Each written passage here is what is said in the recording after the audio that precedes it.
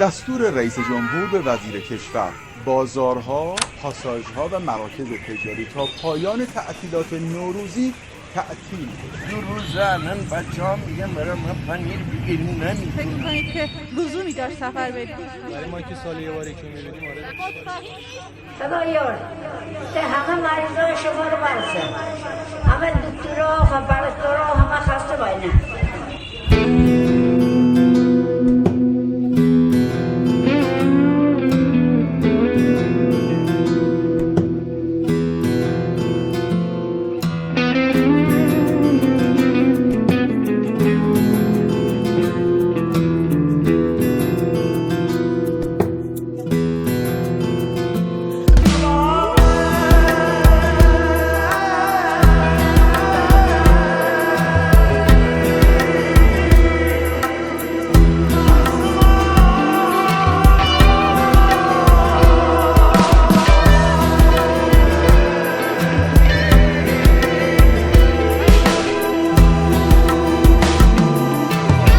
گیلان چرا غمگینی میام رو درد دیل بکن میدینم غصه داری تی دردنم دیل دکن گیلان چرا غمگینی مگه من بمردم باز دوباره شاده بی تی غصه بخوردم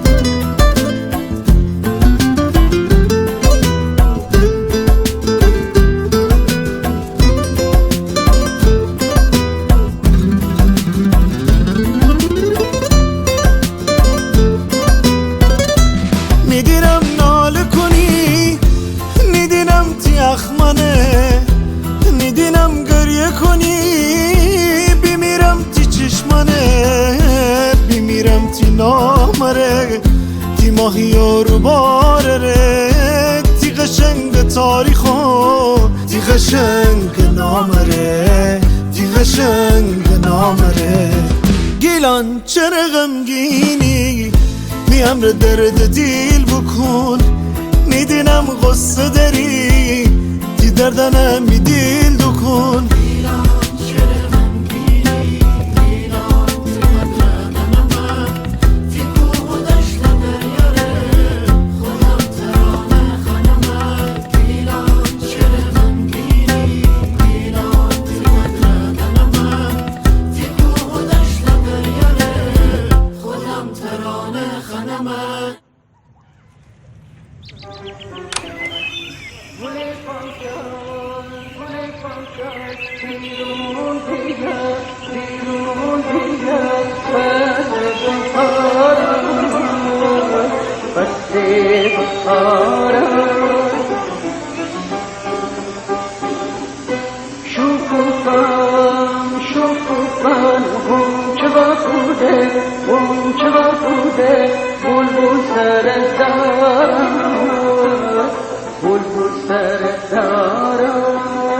از یک فصل بهار